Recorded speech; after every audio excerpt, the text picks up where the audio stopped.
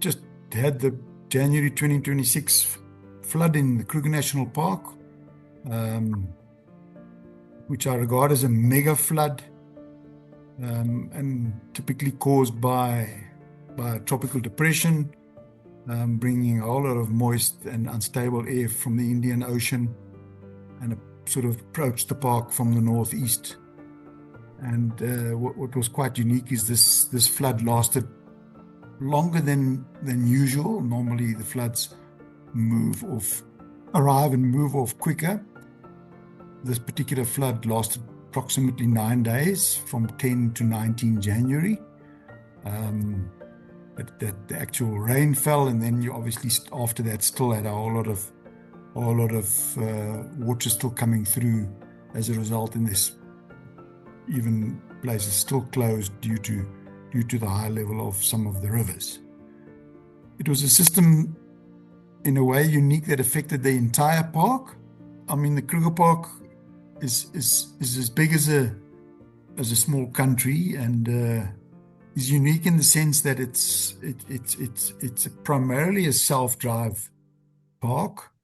We do have luxury lodges where you get taken on drives, but it's primarily, the product is unique in the sense that it's a self-drive product where people decide themselves where they go and when they go, on which roads in the park. So it's very much unique in that sense, and a niche that is very attractive, especially amongst the South African market as well as many of the internationals. The park has around 24 rest camps, Skukuza being the largest, where you have almost 300 units, primarily self-catering. And the park, in such an incident, such as a disaster like this looming, it's quite difficult to coordinate, and the park through the years has developed quite effective early warning systems, because you have contact with people upstream that already are able to warn you and saying, listen, this river has risen 2.5 meters in the last hour. I think you're going to expect a lot of water. So they've got a early warning system, and then they've got a disaster management committee that then makes decisions about when to evacuate which camps.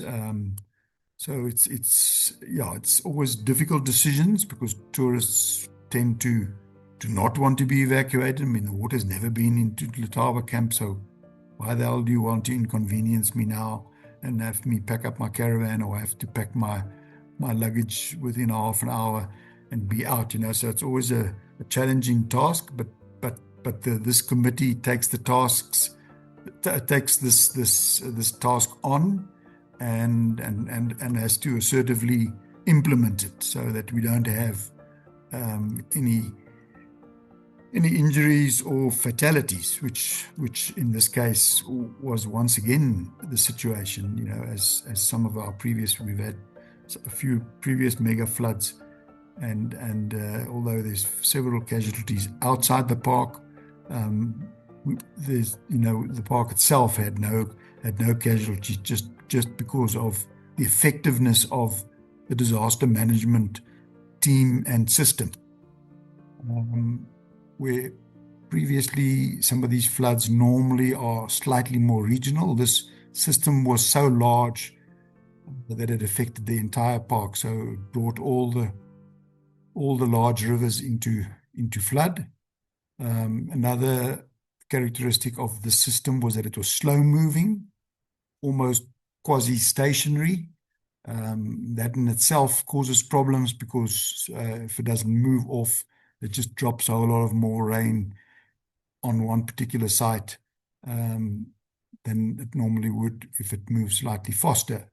So we had fairly high rainfall figures inside the park locally, and then later during the flood, high rainfall figures on the escarpment. And that's actually where where the more serious flooding took place is when it started to fall in the escarpment around Tsenin and Graskop and those areas, resulting in the already full rivers even rising further. Kruger was affected. It was obviously the areas around the park were impacted, especially in Limpopo province. Mpumalanga province, the northern part of the Mpumalanga province was seriously affected, and then also, especially later, neighboring on our eastern boundary, the neighboring Mozambique and Zimbabwe north, particularly the southern provinces in Mozambique, and you still see today some of the footage of whole landscapes completely engulfed in water as the flood damaged infrastructure and residential areas where people live, and resulting in significant loss of life. As indicated, the flood affected all our large rivers in the park, from the Levubu to the Crocodile. However, the flood was most severe in the central Kruger National Park this time around, and the Letaba breaking its banks and reaching highest level since the establishment of the park, since records were kept, peaking at around 9:30 on the 15th of January 2026, and when it actually, for the first time ever, entered Letaba camp and engulfed significant portions of the camp, not the entire camp, but very large portions. Letaba's got a typical topography where there's a bit of a brim of alluvial soil on the edge on the bank, and then it sort of almost drops into the camp. So once it goes over this brim, it actually flows right through the camp and went right as far as the camp gate. Some areas, lesser damage of the camp, other areas, D-circle and so on, significant damage. So, up to about 2 meters damage. And typically the biggest damage is caused by your debris.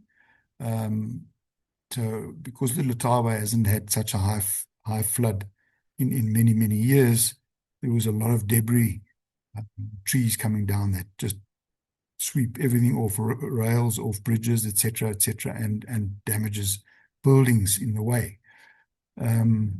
Another significant effect of this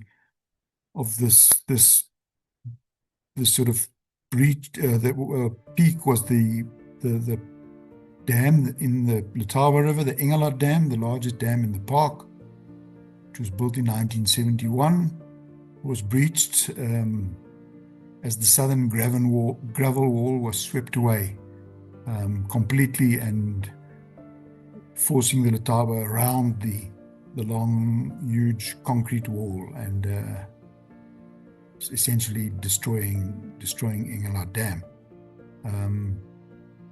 So if we look at the sort of total picture of the damage, camps that had flood damage, so camps that really had flood damage would be, as I've said, Letaba, and then typically Shimaweni, which is upstream from Letaba, and lying next to the Letaba. They already suffered damage in 2000, and with the water now so much higher, there'll be probably more damage at Shimaweni. So all those riverfront cottages will certainly have suffered quite significant damage. And although it hasn't been verified, we suspect that Bululi along the Olifants River would also have suffered some flood damage. Then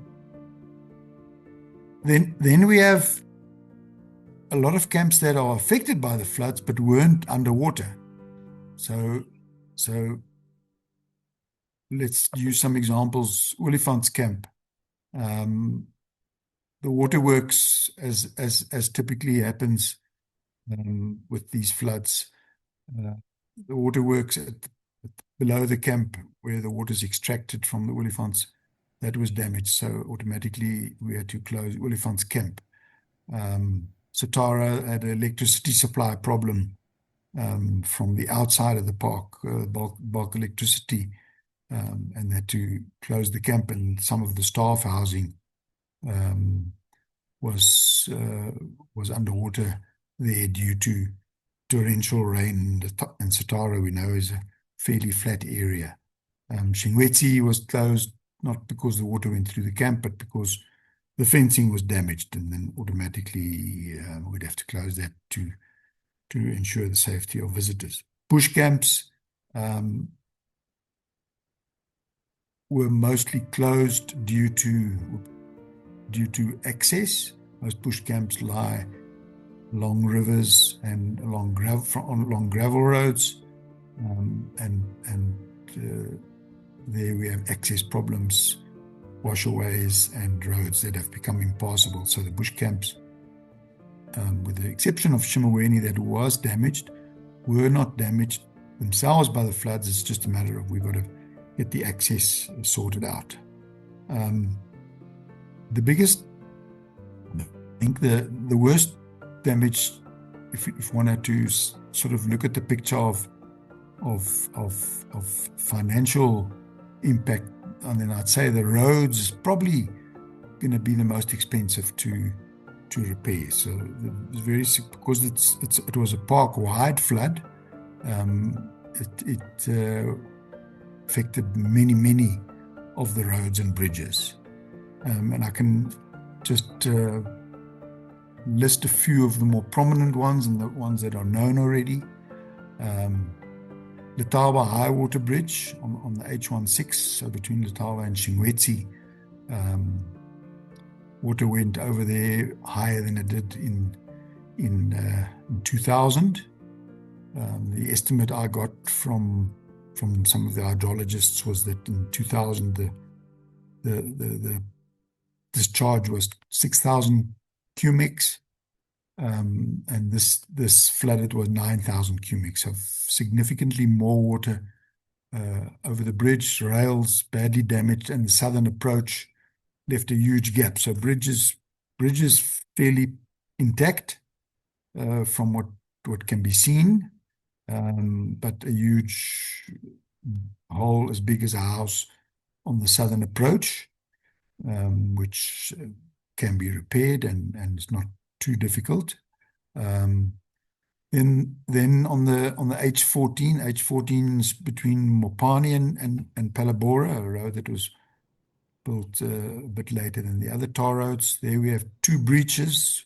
Once again, the Letaba Causeway, because it's a bit of a lower bridge over the Letaba on that road. There, it's still flowing quite strongly over that causeway, and one can already see there's a significant breach on the southern approach. So that bridge is going to have to be, or that approach is going to have to be repaired, or the bridge extended. Then the Tsenzeleke Causeway, which is the Tsenzeleke just before it joins the main tar road to the north, is a causeway over the Tsenzeleke River, and that also the eastern approach washed away quite badly there. Then the roads in the far north also took a hammering. Punda Pafuri area,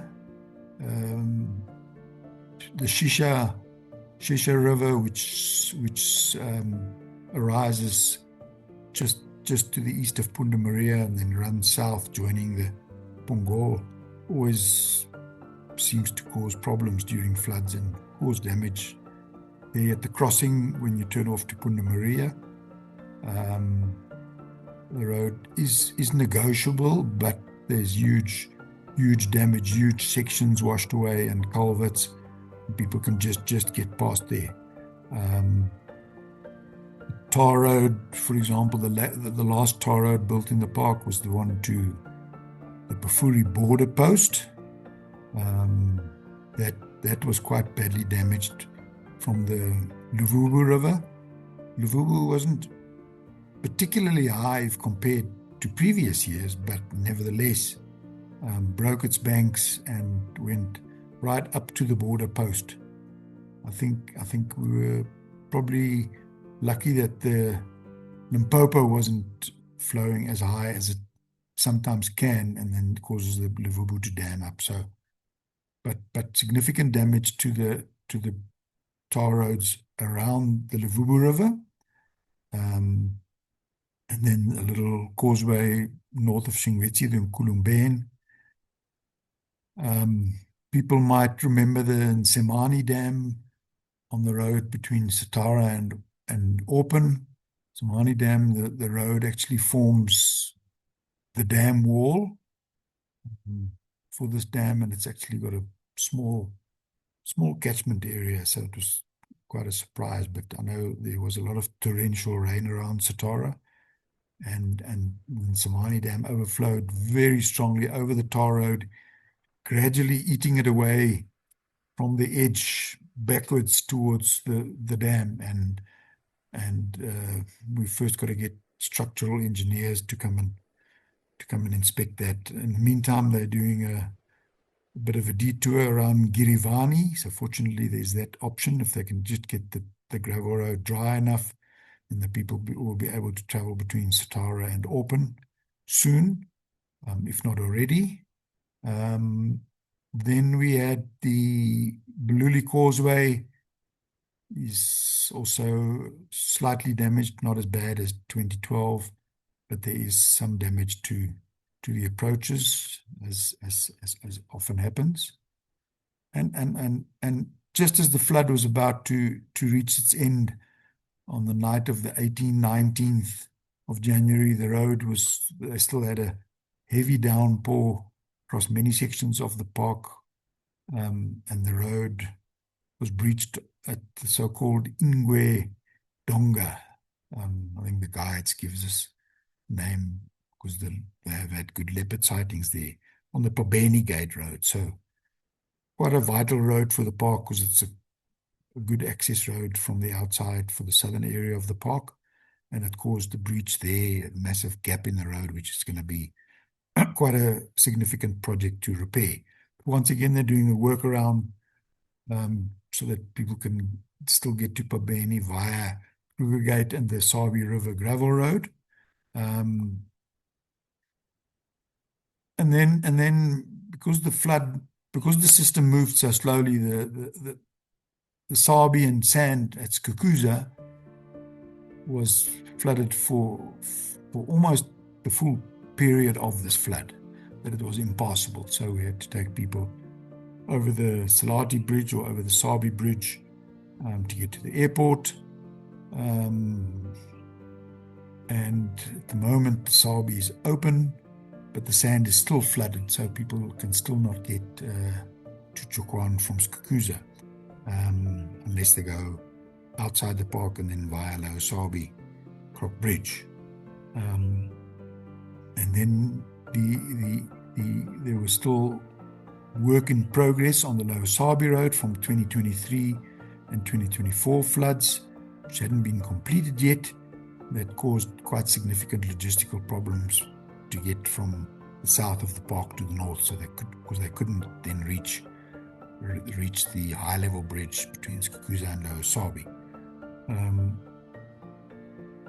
Then damage to secondary roads is significant, and I'm not even aware whether that's been evaluated yet. I'm sure they're doing their lists, but gravel roads suffered severely, especially bridges, culverts, water crossings, etc. So a lot of work to be done on the thousands of kilometers of gravel roads that the park's got. And so the priority from the park is to address the issues, the easier issues, so that camps can be open. The Olifants Waterworks. If we can get the Olifants Waterworks fixed, we can open the Olifants camp. It's fortunate that this happened during a relatively quiet time of the park. So if this would have happened over Christmas, for example, then the impact would have been far bigger in terms of accommodating the tourists and being able to move them from camp to camp. But at the moment, that's a lot easier because there's not that many guests in the park.